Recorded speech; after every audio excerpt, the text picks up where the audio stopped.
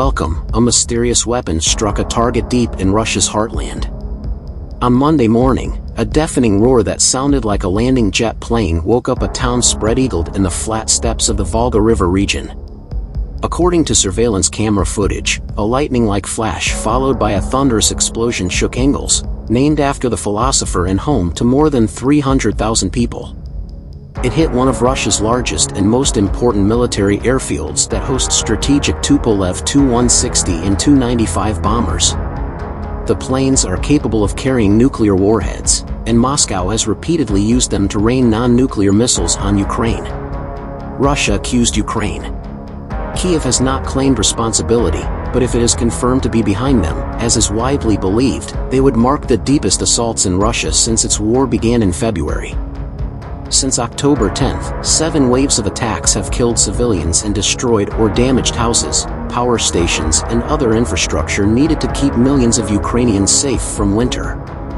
Located some 650 kilometers, 404 miles, from the easternmost part of the Kharkiv region controlled by Kiev, the Engels airfield was seen as a safe hideout Ukraine could not possibly reach. Not anymore, according to a top military analyst in Ukraine. This is a historic moment, unexpected not only for our foes, whose plans have been thwarted, but also for allies in the West. Lieutenant General Ihor Romanenko, Ukraine's former deputy chief of general staff, told Al Jazeera. The new weapon can reach most of western Russia, including Moscow, the lower Volga River region, as well as annexed Crimea, where Russia's Black Sea Fleet is stationed.